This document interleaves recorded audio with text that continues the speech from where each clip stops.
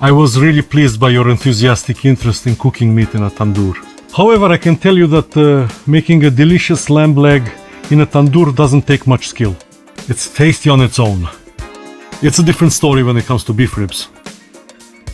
These are excellent beef ribs, literally marbled. But the thing is, even in the very best beef ribs, there is connective tissue inside. But this connective tissue doesn't make the meat worse. You just need to learn how to work with this kind of meat.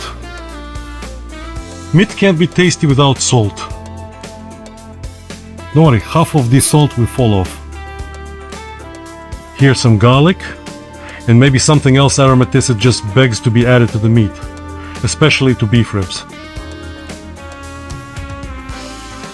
But if you roast the meat in a tandoor uncovered, just as it is, the garlic will definitely burn and turn black. So watch closely what I'm about to do to soften these tendons, membranes and fascia, and to make the meat very juicy and aromatic. Black pepper, of course, also helps with the aroma. But the main goal is to bring out the aroma of the meat itself. Getting aroma from spices doesn't take much skill.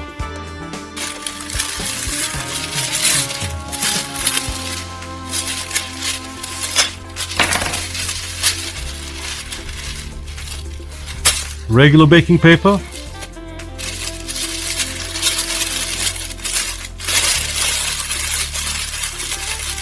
one and a half to 2 layers. No need for more. Good thick foil.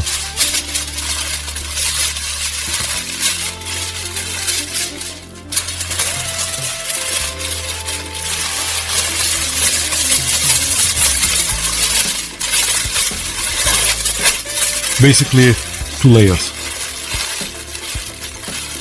Sturdy, strong skewers.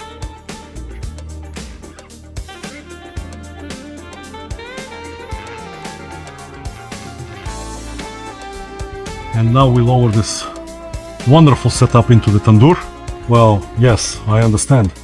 There won't be any aroma from the tandoor. Is that what you're trying to tell me? In that case, you could even just use an oven. But tandoor will come in handy at the second stage. Right now my tandoor is heated to 220 degrees inside. That's a bit much for meat, but considering everything is covered with foil and paper, it's not a problem. Each layer of foil reduces the temperature by 15 degrees. I know that many people, when using thin-walled tandoors that can't retain much heat, leave the coals inside. But that's not really cooking in a tandoor, that's more like cooking in a ceramic grill, you could say. And I move the coals down to the lower shelf. My tandoor has a special design. I came up with it myself, I designed it myself. Let me repeat once again, and I mentioned this in the previous video, a tandoor should cook using the heat stored in its walls. The coals will shine a little on the foil. Nothing to worry about. A couple of potatoes on the tip of the skewer will prevent the ribs from sliding down when they become soft and tender. You need to keep them in foil and paper for about an hour and a half until the ribs soften.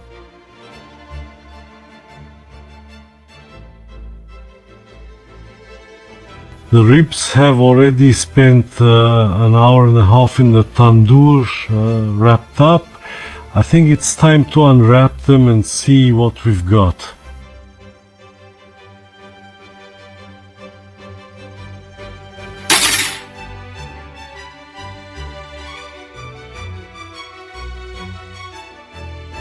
And it smells delicious.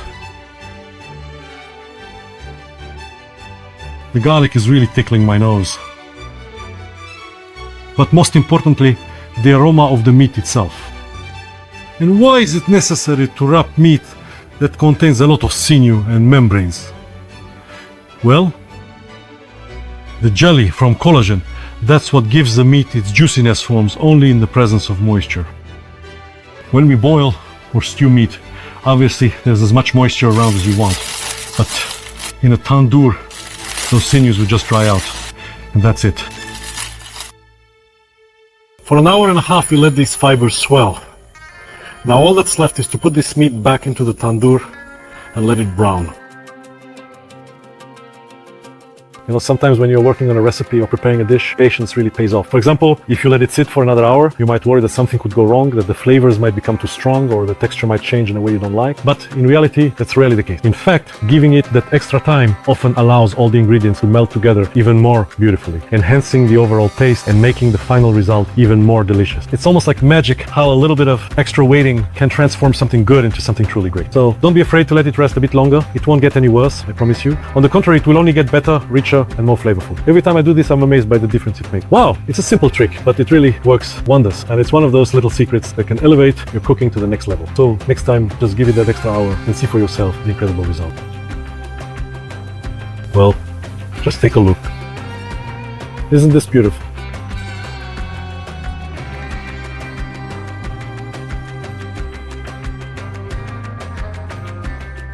I want to cut it open and see what the meat looks like inside.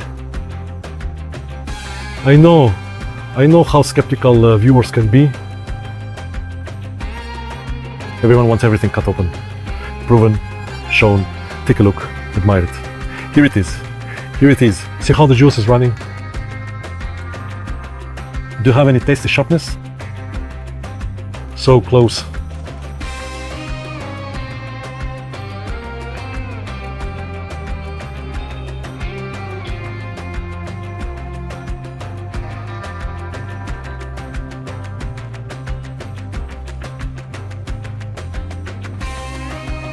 Well, how is it? Good?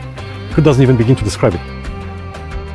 This, dear friends, is a tandoor. See what it's like? Do you see how much juice is running out? Absolutely clear, transparent, and this time not pink, right? And you can see it, right? You can tell that this meat is very tender.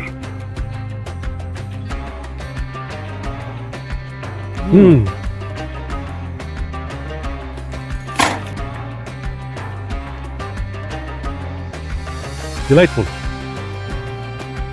Buy 100 or 2 sturdy bricks. Either build a tandoor yourself or surround your store-bought tandoor with bricks so you can finally, truly discover just how incredibly delicious meat turns out in a proper tandoor. Please enjoy your meal. It really turned out well. Wait. Ah!